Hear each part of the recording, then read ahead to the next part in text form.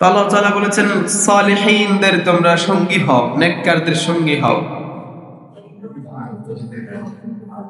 রাসূল করিম সাল্লাল্লাহু আলাইহি ওয়াসাল্লাম বলেছেন মান রাআ মিনকুম মুনকারান ফালিয়ুগাইয়ির বিয়াদিহি ফাইন লাম ইস্তাতি' ফাবিলিসানিহি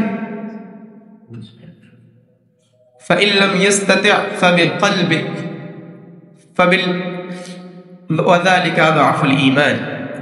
বিশ্বনবী বলেন, তোমরা যখন তোমাদের চোখের সামনে কোনো অন্যায় দেখবে, চোখের সামনে কোনো অপরাধ দেখবে, কোনো গুনাহের কাজ দেখবে, সেটাকে তোমরা বাধা দিবে, সেটাকে তোমরা থামিয়ে দিবে।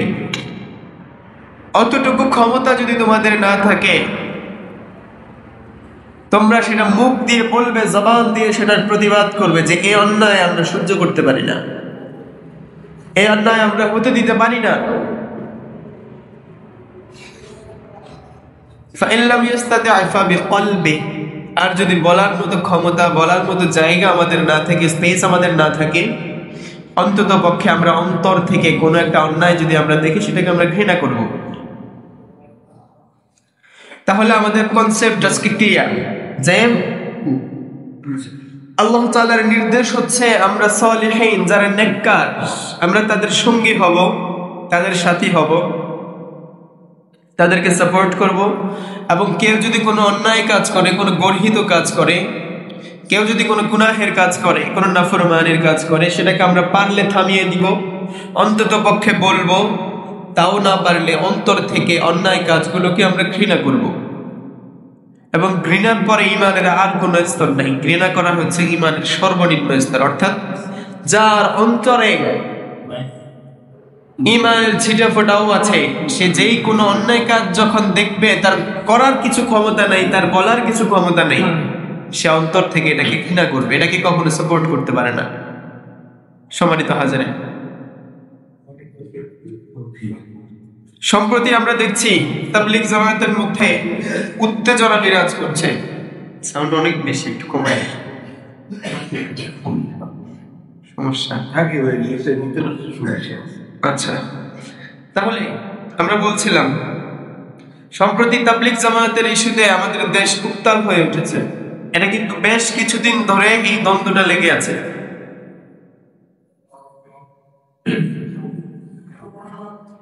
এই দ্বন্দ্বটা বেশ কিছুদিন লেগে থাকার পরে সাম্প্রতিক 17ই ডিসেম্বর, গত 17ই ডিসেম্বর শেষ রাতের দিকে, সম্ভবত মঙ্গলবার গেছে না সোমবার, ওই দিন শেষ রাতের দিকে সেখানে একটা হানাহানির মতো ব্যাপার হয়ে যায়, বিশাল একটা গ্যাঞ্জাম ফেসাদ। এবং সেখানে অনাকাঙ্ক্ষিত এই ঝগড়ায়, অনাকাঙ্ক্ষিত এই ঝামেলায় 4 জন মানুষ সেখানে প্রাণ হারায়, শত শত মানুষ আহত হয়েছে নিজেদের মধ্যকার দ্বন্দ্বে। এমনিতেই অনৈক্যের কোনো শেষ নাই, এমনিতেই আমাদের মধ্যে বিভাজনের কোনো শেষ নাই। ছোট ছোট মত পার্থক্য নিয়ে আমরা একজন আরেকজন থেকে দূরে সরে যাই, দূরে থেকে দূরে। আমরা আমাদের নিজেদের দোষগুলো কখনো তালাশ করি না, বরং আমরা আমাদের ভাইদের দোষ তালাশ করতে গিয়ে আমরা সেখানে দ্বন্দ্ব, ফাসাদ, ঝগড়া সৃষ্টি করতে থাকি। এই যে ইজতেমায় 4 জন মানুষ প্রাণ হারালো, শত শত মানুষ রক্তাক্ত হলো, এখানে লাভটা হইল কার? ইসলামের কি লাভ পেল? কিংবা যারা মারামারি করেছে, যারা মেরেছে, যারা মার খেয়েছে, দুই পক্ষের কার কি লাভ হইল? আমরা বলেছিলাম আল্লাযীনা আনিল লাহবি মুরিদুন, মুমিনরা অনর্থক কাজ করবে না। অনর্থক কাজ থেকে বেঁচে থাকতে হলে ইলম দরকার আছে। অজ্ঞানতা, মূর্খতার কারণে মূলত এই ঝামেলাগুলো হচ্ছে। এখন প্রশ্ন হইল, তাবলীগ নিয়ে আমাদের বলার কি দরকার? তাবলীগ নিয়ে আমাদের বলার কি ঠেকা পড়ছে? মূলত প্রত্যেক খতিবের উচিত সমসাময়িক যে কোনো সংকটের বিষয় মিম্বরে আলোচনা পেতে হবে। দেশের ক্ষুদ্রাতি ক্ষুদ্র একটা সংকট, এই সংকট নিয়ে মিম্বর থেকে আলোচনা আসতে হবে। এটা খতিবের একজন দায়িত্ব, এটা হইতে হবে। ইসলামী রাষ্ট্রের তো খুতবা নির্দিষ্ট করে দেওয়া হয়, খলিফা নির্দিষ্ট করেছেন আজকে এই বিষয়ে খুতবা হবে, পুরো দেশে একসাথে একই বিষয়ে আওয়াজ হবে, প্রত্যেকটা মিম্বর থেকে ওই দেশের সংকটময় মুহূর্তে কোন জিনিসটা প্রয়োজন ওটা নিয়ে আওয়াজ হবে। এবং এটাই হওয়া উচিত। সংকটের জায়গাগুলো আমাদেরকে চিহ্নিত করতে হবে। সম্মানিত হাজিরিন, আমরা একটা হাদিস পেশ করছি, দেখেন বিশ্বনবী সাল্লাল্লাহু আলাইহি ওয়াসাল্লাম বলেছেন, আবু বকর রাদিয়াল্লাহু তাআলা আনহু বর্ণনা, ইযাল তাকাল মুসলিমান বিসাইফাইহিমা ফাল কাতিল ওয়াল মাকতুল ফিন নার। দুজন ব্যক্তি যখন দ্বন্দ্বে লিপ্ত হয়, দুজন ব্যক্তি যখন লড়াইয়ে লিপ্ত হয়, দুজনই মুসলমান, এদের মধ্যে যে হত্যা করেছে সেও জাহান্নামে যাবে, যে হত্যা হয়েছে সেও জাহান্নামে যাবে। তখন আবু বকর রাদিয়াল্লাহু আনহু বিশ্বনবীকে জিজ্ঞেস করলেন, কুলতু হাদাল কাতিল, যে ব্যক্তি মারছে, ইয়া রাসূলুল্লাহ, যে ব্যক্তি মারছে তার কথা বুঝলাম, ফামা বালু আল মাকতুল, যে ব্যক্তি হত্যা হয়েছে তার কি অপরাধ, সে কেন জাহান্নামে যাবে? বিশ্বনবী বললেন, ইন্নাহু কানা হারিসান আলা কতলি সাহিবিহি, ওই ব্যক্তিও তার সঙ্গীকে হত্যা করার জন্যই উদ্ধত হয়েছিল, সে সুযোগ পাইলে আগে এনে হত্যা করে ফেলত। এই জন্য দুজনে কি জাহান্নামে যাবে। দেখেন, একজন মুসলমানকে গালি দেওয়া, সিবাবুল মুসলিমি ফুসুকুন, সম্ভবত আমার টেক্সটটা মনে আসতেছে না, ওয়া কিতালুহু কুফরুন, কোন মুসলমানকে গালি দেওয়া মারাত্মক কবিরা গুনাহ, এবং কোন মুসলমানকে হত্যা করা কুফরি।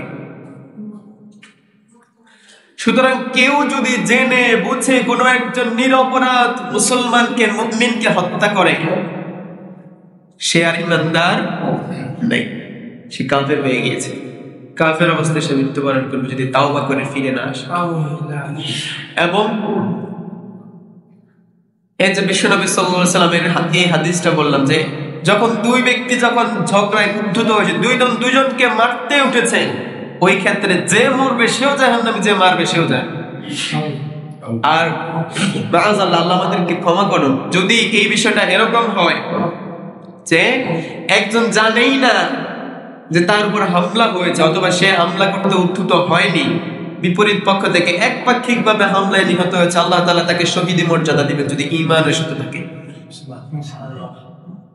ইনশাআল্লাহ আল্লাহ তাআলা তাকে ঈমানি মর্যাদা দিবেন, শহীদের মর্যাদা দিবেন। সম্মানিত হাজিরিন, এখন এই টঙ্গীর ইজতেমা মাঠে গত ৩-৪ দিন আগে যেটা হয়েছে সেই ব্যাপারে আমরা খোলাখুলি স্পষ্ট জানি না, তবে উলামায়ে কেরামের ব্রিফিং দেখে আমরা বুঝতে পারছি সেখানে তাবলীগের যে গ্রুপ আগে থেকেই সেখানে ছিল, তাদেরকে উৎখাত করে অন্য একটা গ্রুপ সেখানে দখলে নেওয়ার জন্য, মাঠ দখলে নেওয়ার জন্য আক্রমণ করেছে, এবং সেই আক্রমণে 4 জন নিহত হয়েছে। যদি বিষয়টা সত্য হয় তাহলে যারা নিহত হয়েছে তারা তো আক্রমণ করার জন্য আসেও নাই, তারা সেখানে মাঠ প্রস্তুত করছে মুসল্লিদের জন্য, তাদেরকে হত্যা করা হয়েছে উদ্দেশ্য প্রণোদিত হবে। এবং রাজনৈতিক বিশ্লেষকগণ মনে করেন এই ঘটনাটা ঘটানো হয়েছে দেশকে অস্থিতিশীলতার দিকে আরেকটু ঠেলে দেওয়ার জন্য। এমনিতেই আমাদের এই প্রাণের জন্মভূমি, আমাদের মাতৃভূমি বাংলাদেশ এমনিতেই ভালো নেই, নানান সংকটের ভিতর দিয়ে দেশ যাচ্ছে, কত রকম সংকট শেষ নাই, এর মধ্যে আবার নতুন করে এই সংকট সৃষ্টি করেছে। আল্লাহ জালিমদের বিচার করেন, আমরা পড়ছি আমিন। আল্লাহ মাজলুমদের সাথে হয়ে যান, মাজলুম যেই হোক না কেন।